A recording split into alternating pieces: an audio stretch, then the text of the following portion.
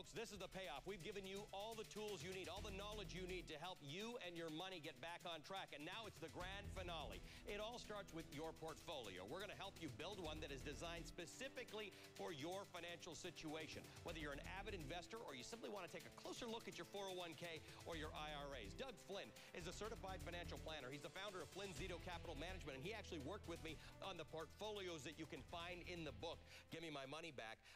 Before you assemble a portfolio, Gene Sahadi touched on this a little while ago, you have to understand your risk tolerance. Now, there's a questionnaire in the book. If somebody were to come to you or another financial planner, you couldn't get started without understanding how much risk a person can take.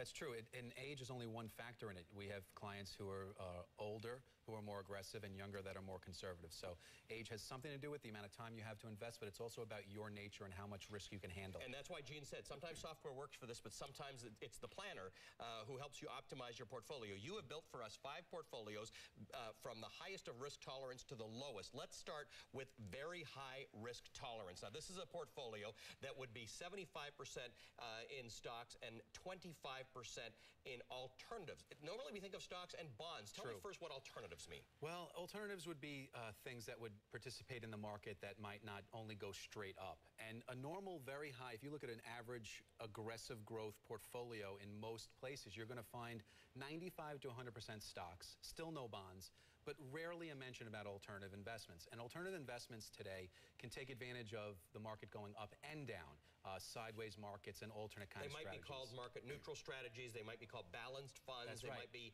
If you're looking on Morningstar, you could find it under the long-short categories. Long-short, so somebody who's betting that markets will go down and up. So you're saying that if this is somebody who might be up until their 30s, this type of return, historically, this type of portfolio has returned more than 11.5% a year over the long term. Your trick is, though, if you don't have 5 years to invest, don't even be in the market. Absolutely, and it's always been that way. You should never, if you don't have the time frame, you can't afford to be in there. The key to this portfolio is that it has the same average return as a 100% stock portfolio. But with less risk. A lot less volatility and risk, which people are finding all of a sudden is important today. That is important. Let's move this right over to the next category. This was very high risk. Let's take it over to a high risk category, high risk portfolio. This one's a little less in terms of stocks, 64% in stocks, 16% in bonds, 20% in alternatives. This gives you a little less than 10% average annualized return, and the pie chart breaks it down. So you've mixed a few more things into this. Yes, this is the first portfolio that you start to bring a little bit of bonds into the mix.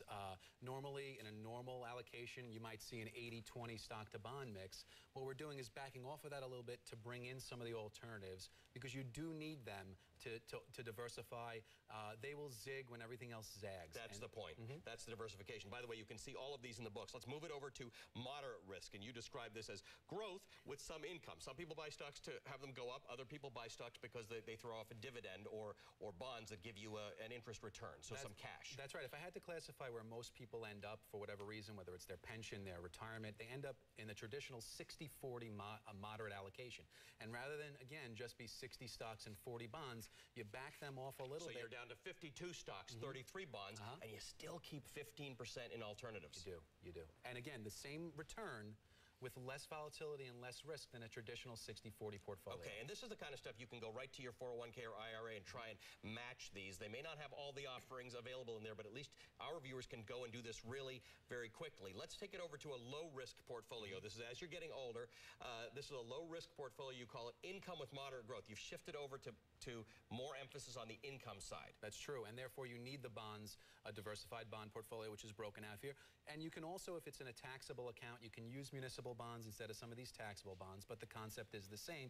You need some alternatives. But coming back to the 401k for a moment, a lot of 401ks don't have alternative investment choices. You may have to do this complementing with your IRA around what you have in your 401k. Right, so you put in your non-taxables, your taxable accounts, you can try and find these alternatives. There are many of them available. So here, even with this low-risk portfolio, it's still giving you an average annualized return of 7%.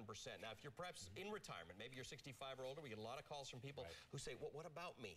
There's a portfolio for them, too, and lo and behold, it's still got 35% stocks in there. No, actually, it should be a little bit less on the... 90% stocks. There we go. And what it is people that say, I can't take it anymore, I want to get out, I want to buy CDs.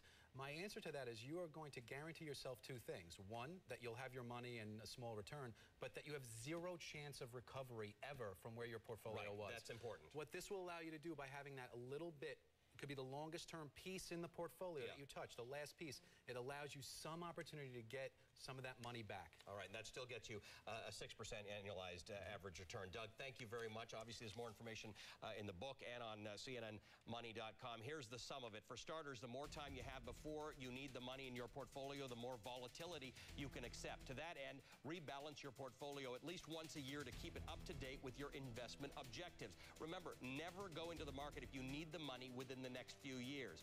Well, Gimme My Money Back is more than this hour of television. You can watch this hour and then it's over. But my new book, Gimme My Money Back, is something you can keep on your desk and use as a reference guide for your money and run those risk tolerance tests and look at those portfolios. Go to Amazon.com, BarnesandNoble.com, or check your local bookstore. Think of this as a financial tool for years to come.